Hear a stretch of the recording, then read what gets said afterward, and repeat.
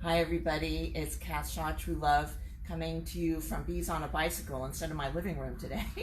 And so, welcome, and before we begin today, we're going to talk a little bit about container gardening and pots and selection and that sort of thing. We're going to hit color theory, rule of threes, and a few other topics. But before we begin, a hearty thank you to all the people who are doing curbside pickup. That is something that I truly believe is going to help our community flatten the curve and keep us all healthy. I really appreciate your patronage of Beets on a Bicycle. It helps make these videos possible, helps us order new stock and that sort of thing. So if you're watching this education and shopping with us, a hearty thank you. So let's get right into it. Today we're going to talk first. I've got some show and tell down near my feet, so Graham is going to be photographing that as I point. First thing we're going to talk about is rule of threes. And so it's used in photography all the time, and I'll show this one as an example. 1, 2, 3. 3 is visually pleasing. You see it here with 1, 2, 3. See how it forms a triangle? In classical art, when we go to museums or go to online tours with museums these days, you're going to see this group of 3 used a lot in classical paintings. So let's look at this one right here. Can you see the 3? It might not be obvious because you might be looking for pots, but the rule of 3 is created by the door, the pot, and the pot that's made into a fountain. And so that's visually pleasing. And so we in our minds look for that. Over here, this one's really cool because you've got 1, 2, 3, obviously, but they go together with, look at all those succulents. Pretty amazing. This is probably in California, but they go together because they're cohesively the same color. But look at this. They're all different shapes and sizes. And this is a lot of the design aesthetic that we work with at Bees and help and consult customers about. And so we're going to be showing you some actual pots that we sell along these lines that kind of work with this aesthetic of similar but very different. Once again, rule of threes. Here in this living room, this is, I'll hold this up a little bit. We've got a little bit of glare. There's a rule of 3 between the 2 chairs and then the grouping on the table. Again, rule of 3. It's used in design all the time. All right. Next item, we're going to talk about groupings and how that information, how we can pick pots and how they can go together successfully. So let's look at this one right here. So if you look at these pots, they're different sizes, but they match with the finish and the shape, and they go together. So there's that one. Sometimes what we do, is that a good spot for that? Sometimes what we do is we want one singular, really simple, fabulous pot. And this is a great example of that. One of the things that is done in classic French gardening is right here. These pots are all similar looks and shapes and colors. They have a cohesive look throughout, but what's different is maybe a design element, like some of them have ridges, some of them don't, but they all kind of go together and work well. Again, we work with this all the time. There's lots of people that have 40 different plants in 40 different containers, and what we try to work with those people at Bees when we consult with them is to create a look like this that works all together, and it's really a strong design.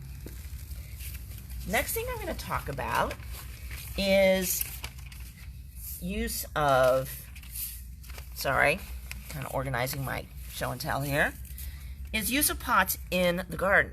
So here's a pot, and we sell this exact pot at Bees inside a garden. So you can see, and we also sell this, blue fescue, and we sell ferns. And so you can see how you can use a pot as an element right inside the garden and make it a real wow factor.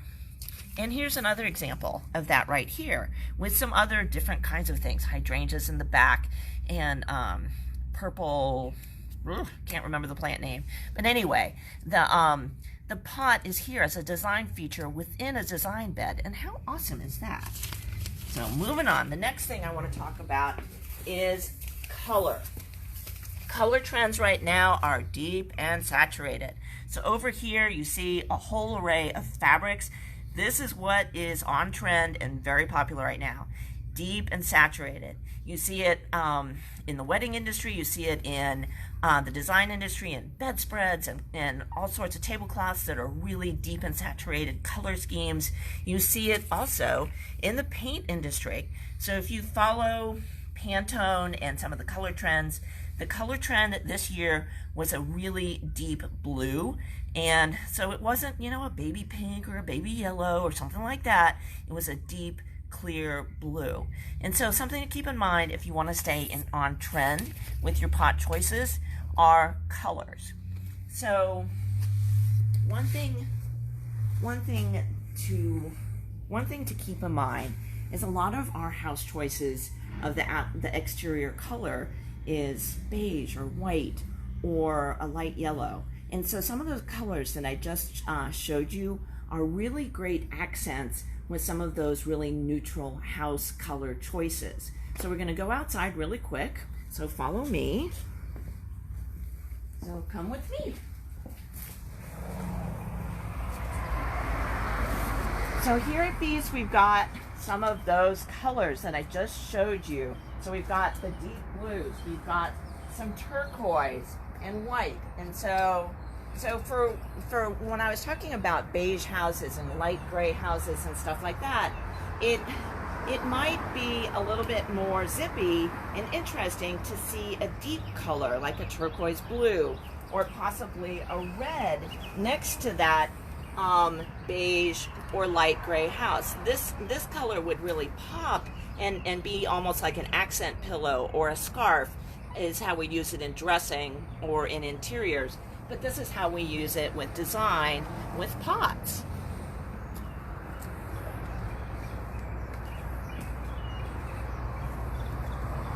So some people don't want a solid color, and so these are what I call the Beets series. And what's cool is you got all these different sizes and shapes, and when I selected this pot line to be at Beets, I love it because it's almost like the water is coming into the sand and reminds me of a beach.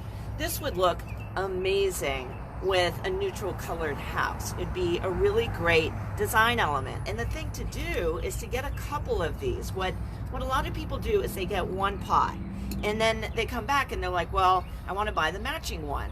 Well, pots aren't manufactured like that. They change in styles just like clothing does.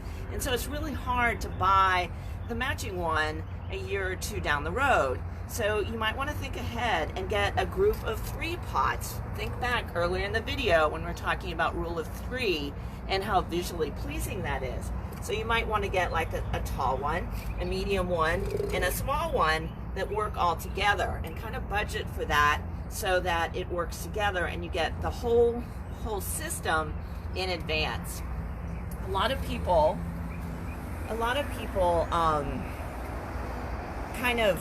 they save up for their living room sofa and their living room rug and their bookcases and stuff like that. But when it comes to their yard and the pots that are in front of their house, a good thing to think about is that's kind of like a first impression. Somebody pulls up to your house because they're going to have a beer with you on the front porch. The first impression of your house are kind of your planters. They're not looking at your neato sofa. They're not looking at the fact that you've got a huge TV. They're looking at, in some cases, plastic planters, and that's their first impression of you. From an environmental standpoint, you know, plastic planters eventually chip and fade and end up in landfills. And so this is an opportunity to get what I call a legacy pot that lasts for a long, long time. We've learned this from the Europeans that have these pots and have used them in some cases for centuries. If you go visit Italian gardens, they've got some of these pots that have been around for a long, long time, and they've been passed down through generations. And so that's why I call them legacy pots. They're super useful. And And let's say you don't like it after a number of years. You can always give it to somebody that admired it. You could sell it when you sell the house. The pot conveys with the house because it matches beautifully. Or you could give it to a neighbor that might be just starting with gardening. There's lots of different ways to pass on something that is a legacy. So let's look at a group of 3 that I've put together. I haven't planted it yet, but let's look at a group of 3.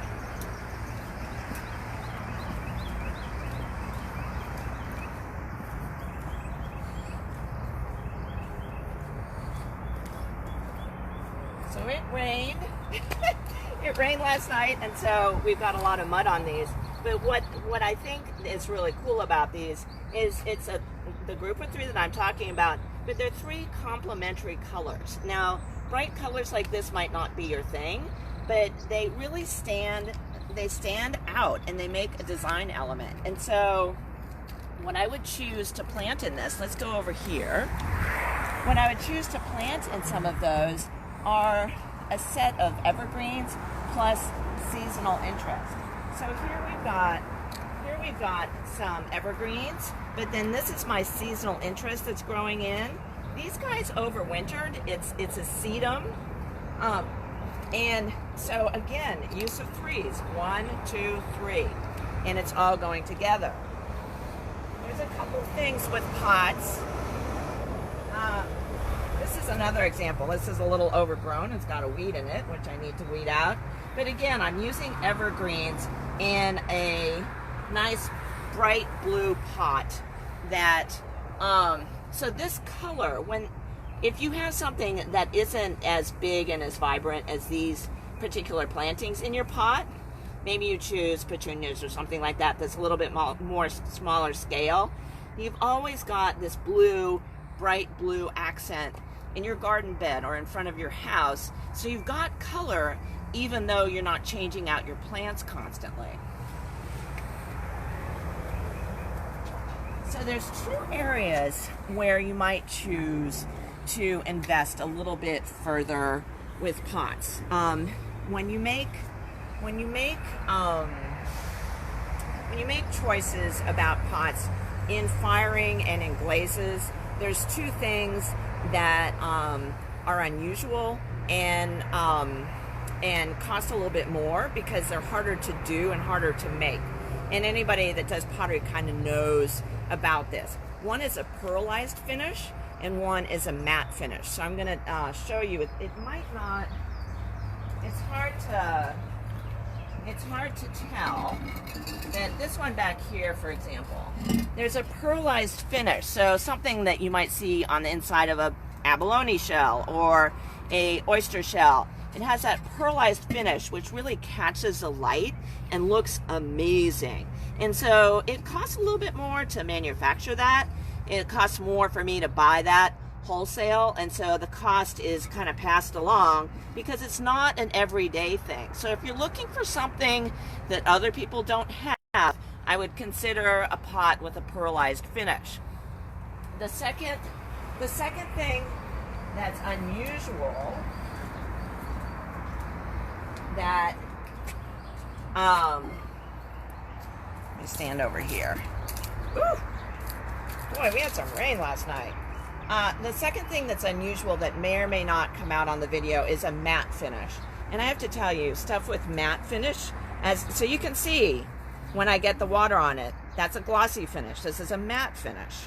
And so a matte finish has a sophistication and a way about it that is different than a gloss finish. There's nothing wrong with a gloss finish, but if you want something that has a matte finish, it's just kind of an extra layer and something that's different and not as common. If you want to stand apart and have kind of the wow house, try and look for the pearlized finish or the matte finish, because from a design standpoint, it's more unusual.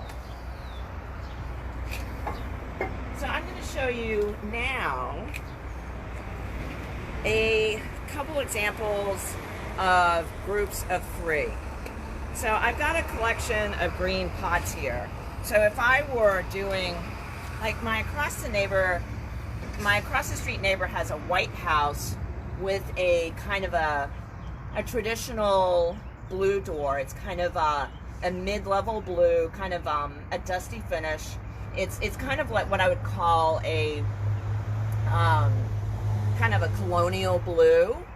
And so the colonial blue door with the white house, somebody that's in her mid-20s bought the house, and one way to kind of modernize that and make it really hip might be to get some pots that are green.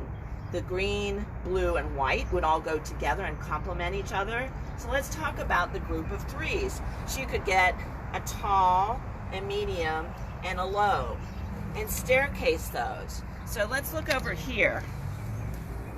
Here's a set of pots. So I definitely wouldn't arrange them in my house in a row like this. I'd kind of put them like this. And so if my front door was right here, going into the house, this would be something to one side that would be a garden. You'd be able to see this bit, you'd be able to see this bit, and you'd be able to see this. And all of these pots complement each other and work together. Let's say your house is a dark blue color, which is being done quite a bit right now. The white pots are really great for that. If your house is brick or dark brown, the white pots are definitely something to consider. They stand out. They're a design element on their own. They have an architectural feel. The ones up here are pretty awesome. They're kind of retro 1970s. And those could be pretty awesome in somebody's house.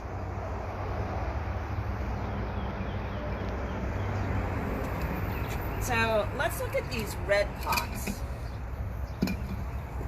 So you might kind of match but not match.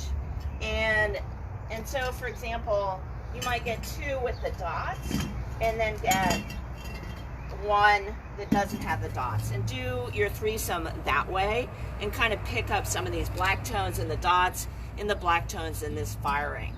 And so it's something to think about as you put together your threesomes. You also could kind of, let's go over here.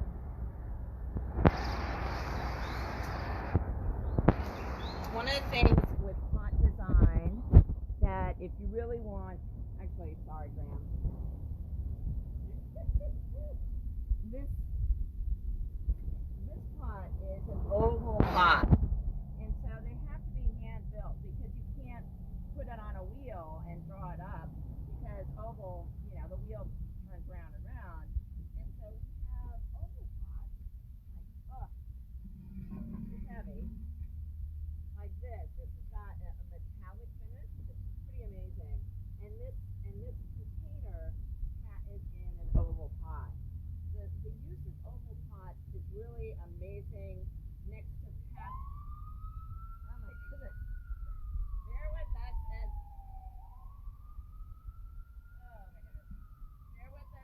the ambulance goes by.